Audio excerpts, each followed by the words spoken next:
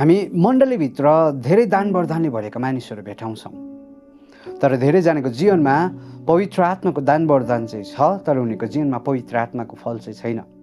They have the gift of the Holy Spirit, they have the gift of speaking in tongues, they have the gift of prophecy and many other gifts they have, तर उनीहरूको जीवनमा fruit of the spirit चाहिँ छैन। यस कारणले गर्दाखेरि उनीहरूले संसारलाई प्रभाव पार्न सकेको छैन।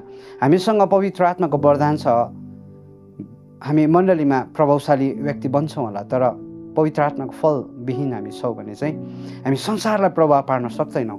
यस कारणले गर्दाखेरि आज धेरैजनाले प्रोफेसी गरिराखेको छ, उनीहरूले अन्य भाषामा प्रार्थना गर्ला, तर उनीहरूको जीवनमा फ्रुट अफ द स्पिरिट नभएको कारणले गर्दाखेरि उनीहरूको बोली वचन, उनीहरूको रहन सहन, हेराइ बसाइमा कुनै सुधार छैन।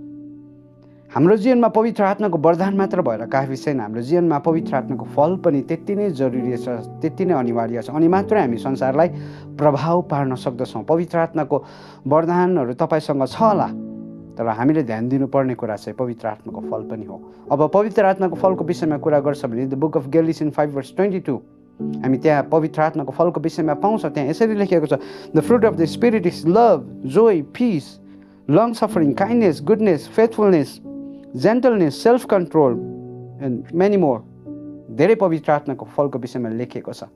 यस कारणले गर्दाखेरि हाम्रो जीवनमा चाहिँ पवित्र आत्माको वरदान साथसाथै पवित्र आत्माको फलको पनि त्यति नै जरुरी छ, त्यति नै हामीले महत्त्व दिनु अनि ध्यान दिनु जरुरी छ। हामी प्रोफेसी गर्छौँ, हामी अन्य भाषामा प्रार्थना गर्छौँ, हामी राम्रो प्रचार गर्छौँ होला, तर पवित्र आत्माको फल यदि हाम्रो जीवनमा छैन भने हामीले गर्दै गरेको ती सबै कुराहरू चाहिँ मानिसहरूले हेर्दै गर्दाखेरि फिक्का देख्छ। केवल त्यो चाहिँ जस्ट नेमसेक, नामको लागि मात्रै भइराखेको हुन्छ। हाम्रो जीवनमा पवित्र आत्माको वरदान साथसाथै हाम्रो जीवनमा पवित्र आत्माको फलको पनि त्यत्तिकै जरुरी छ। If we have the gift of the holy spirit, we need to have the fruit of the spirit also. If we have this both, we can impact this world.